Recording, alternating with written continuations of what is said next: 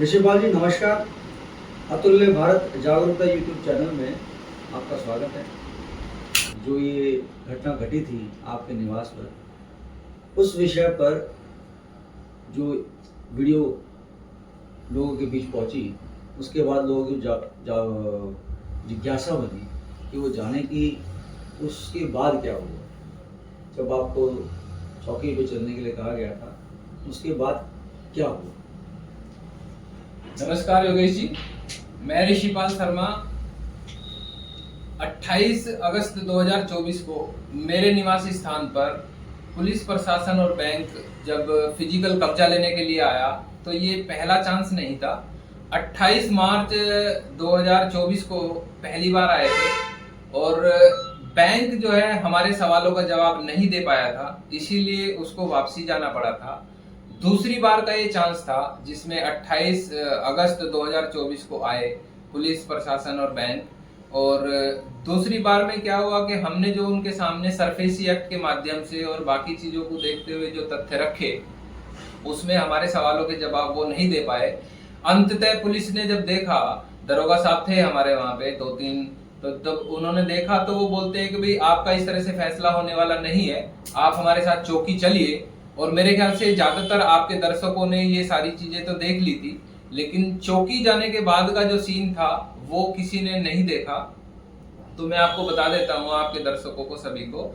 चौकी जाने के बाद दरोगा साहब ने हमें बोला कि भाई आप दोनों पार्टी यहाँ बैठ जाइए और अपने आपस में डिस्कशन कीजिए, लेकिन शांतिपूर्वक अपनी बातों को निपटाइए।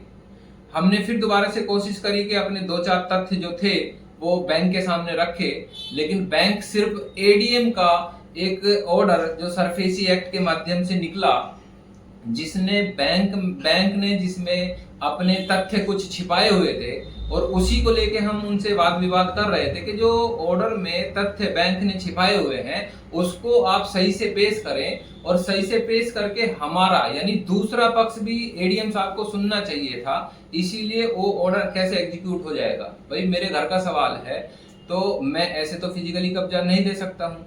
मैंने बैंक में अपना पैसा भी दिया है और पैसा देने के बाद में ही उनको लेटर लिखा है कि भाई जो मैंने पैसा लिया था मैंने पैसा दे दिया है। जब मेरा पैसा सारा चुकता हो चुका है, मैंने जिस बैंक से लोन लिया था, बैंक का नाम था एडलवाइज हाउसिंग फाइनेंस लिमिटेड, और रिकवरी पार्ट में आ रहा है Edelweiss assets reconstruction private limited.